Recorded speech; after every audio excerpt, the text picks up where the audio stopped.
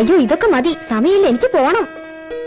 അയ്യോ വേണ്ട ചേച്ചി, നേരെ വൈകിട്ട് കടയിലേക്ക് ചെല്ലണ്ട. ഓരോരുത്തരും മുഖം വീർപ്പിച്ചങ്ങനെ നിൽക്കണ്ടാവും. അയ്യോ മതി ചേച്ചി, ഞാൻ ചോറെടുത്തില്ല. അയ്യോ മതി ചേച്ചി.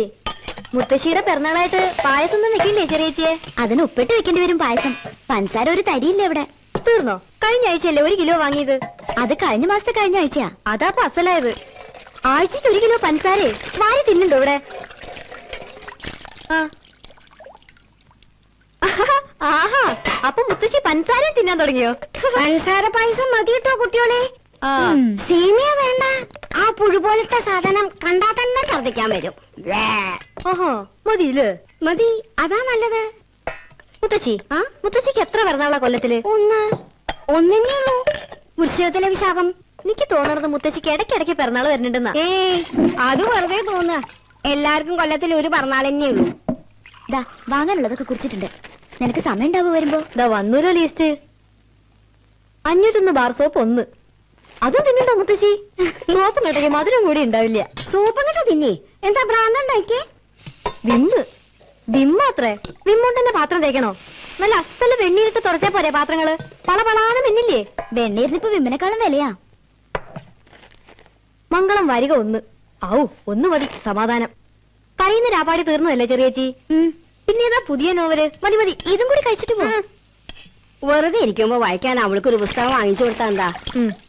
സമയായി, ഞാൻ പോവാ മുത്തശ്ശി. ചേച്ചിക്കൊന്നും വേണ്ടേ ചെറിയേച്ചി?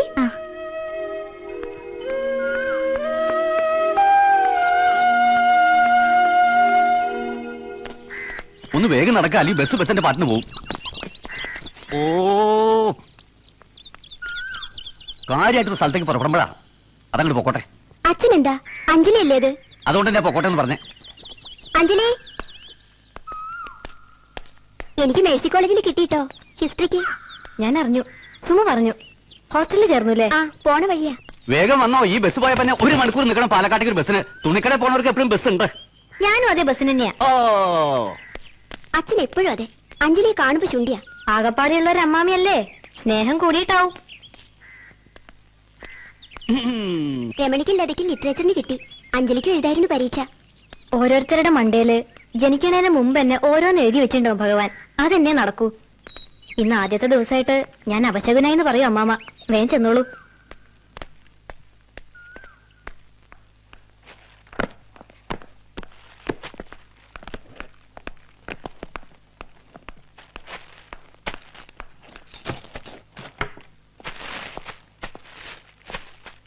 അഞ്ജലി ഇന്നലെ പോയ ഉടനെ ഏട്ടൻ വന്നിരുന്നു. ഏട്ടനോ? അന്നൊരിക്കൽ അഞ്ജലി ഉള്ളപ്പോ ഒന്ന് ബഹളുണ്ടാക്കിയില്ലേ, അയാൾ തന്നെ. എന്താ അയാളുടെ പേര്? രഘു. രഘു. ഇയാളുടെ ശമ്പളത്തിന് 500 രൂപ വേണമെന്ന് പറഞ്ഞായിരുന്നു ബഹളം. നല്ലോണം കള്ളുണ്ടായിരുന്നു അകത്ത്. 250 രൂപ കൊടുക്കേണ്ടി വന്നു അവസാനം. എവിടെ സ്വയം തരില്ലെന്ന് വെച്ചാ കിട്ടണമെന്ന് ഒന്നിനും തികയില്ല ഈശ്വര. അതിന്റെ ഇടയിൽ ഇതും. ആരാ ഏട്ടൻ? ഏട്ടൻ അങ്ങനെ ഒരു ഏട്ടനുണ്ട് ഞങ്ങളുടെ കഷ്ടകാലത്തിന്. അച്ഛന്റെ ആദ്യത്തെ ഭാര്യയില്.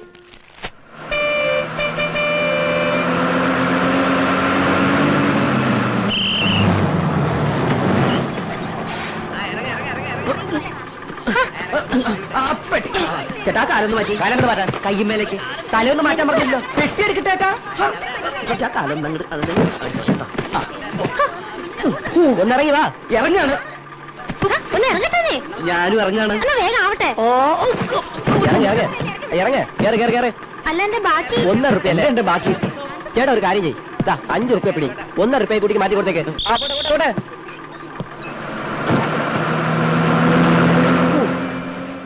ഹലോ ഹലോ, എന്റെ പൈസ 1 രൂപ. ഓ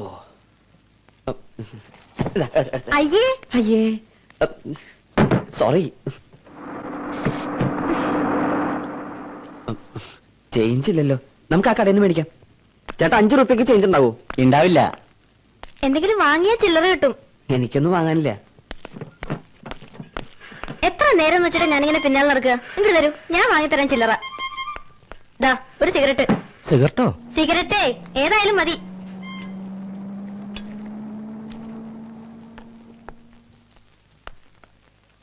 സിഗരറ്റ് ഞാൻ വലിക്കില്ല. അതൊന്നും എനിക്കറിയില്ല. എന്റെ 1 രൂപ ഞാൻ എടുത്തിട്ടുണ്ട്.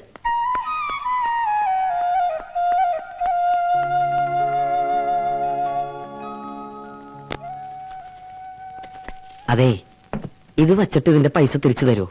5-10 പൈസ കുറഞ്ഞാലും കുഴപ്പമൊന്നുമില്ല.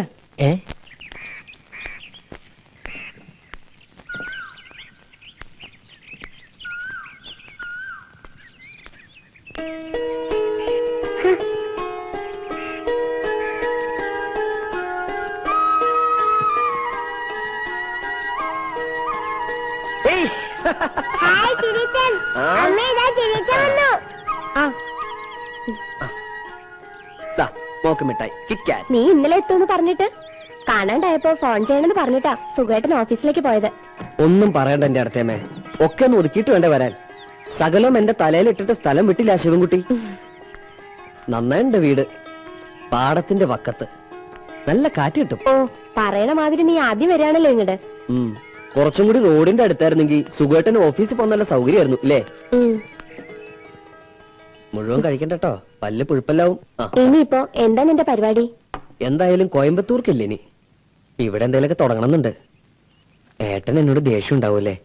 കാശ് കുറച്ച് കളഞ്ഞിട്ടുണ്ട് ഞാൻ, പാർട്ട്ണർഷിപ്പ് എന്നൊക്കെ പറഞ്ഞ്. നിനക്കൊരു സ്ഥിര വരുമാനമുള്ള പണിയില്ലാന്ന് പറഞ്ഞേ ഏട്ടന് പരാതിയുള്ളൂ. ഇനി മര്യാദക്കാരനായി ഏട്ടന്റെ നല്ല അനിയനായി ഇവിടെ തന്നെ കൂടാൻ പോവാ ഞാൻ. എന്നാ ഏട്ടന് സന്തോഷാവും. ഭാരതി, ചിന്തുമോൾക്കൊന്നും വാങ്ങിയില്ല, അവളൊന്ന് പിണങ്ങും. ഗോപി എത്തിയിട്ടുണ്ട്. ഞാൻ അവിടുത്തെ നിന്റെ നമ്പറിൽ വിളിച്ചിരുന്നു, ഇങ്ങോട്ട് പോന്നു ഒരു തമിഴൻ പറഞ്ഞു. ഇന്നലെ പുറപ്പെടാൻ പറ്റിയില്ല, 1-2 ആൾക്കാരെ കാണാണ്ടായിരുന്നു. അവിടെ മതിയാക്കിയില്ലേ? കുവൈറ്റിലേക്ക് ഒരു വിസ തരപ്പെടുത്താന്ന് വർഗീസ് പറയുന്നുണ്ട്. എന്താ താല്പര്യമുണ്ടോ? ഇവിടെ തന്നെ എന്തെങ്കിലും എവിടെയെങ്കിലും ഒന്ന് ഉറച്ചു നിന്നാ മതി. ഈ ഊര് ചുറ്റിൽ നിർത്തുക. തറവാടിന്റെ പടിഞ്ഞാറ്റം വീണു കഴിഞ്ഞ മഴയ്ക്ക്, പൊളിച്ചുകൊണ്ടുപോകാൻ ആള് റെഡിയാ. നീ വന്നിട്ടാവാന്ന് ഞാൻ പറഞ്ഞു.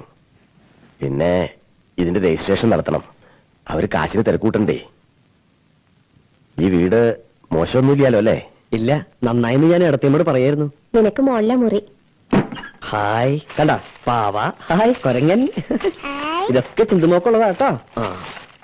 ഇതൊക്കെ എന്താ ചേച്ചാ? അതൊക്കെ ചെറിയച്ചന്റെ സാധനങ്ങളാ, മോളൊന്നും തുടരുത്. മുസ്തഫ മുസ്തഫ ദുആം വഴി മുസ്തഫ.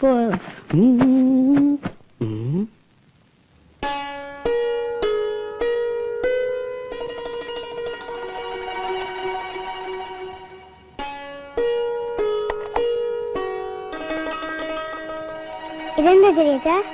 അത് ബൈനാക്കുൾ. മോളെ അങ്ങ് തന്നെ.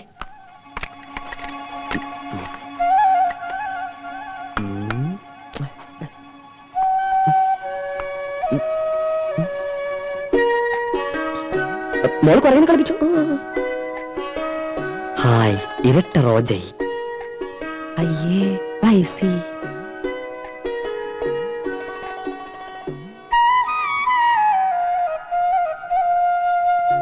ചുവപ്പ് റോജൈ. അമ്മേ, ഇതാ ബസ്സിൽ കണ്ട പെണ്ണല്ലേ? ചില്ലറ പൈസ.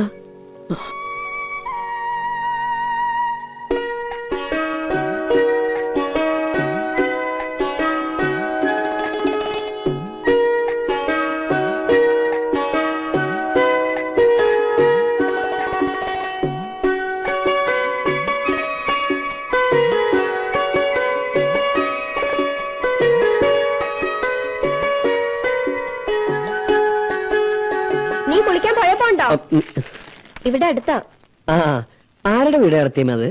അവിടെ വയസ്സായ ഒരു സ്ത്രീയെ കണ്ടു, എവിടെയോ കണ്ട നല്ല ചായ.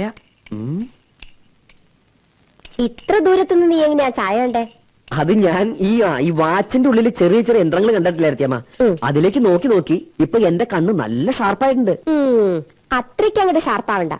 വയസ്സായ സ്ത്രീ മാത്രമല്ല, അവിടെ 3 പെൺകുട്ടികളുണ്ട്. ഓ, അത് ഞാൻ ശ്രദ്ധിച്ചില്ല. അത് ശ്രദ്ധിക്കണ്ട. അപ്പൊ കുളിക്കല്ലേ? ഓ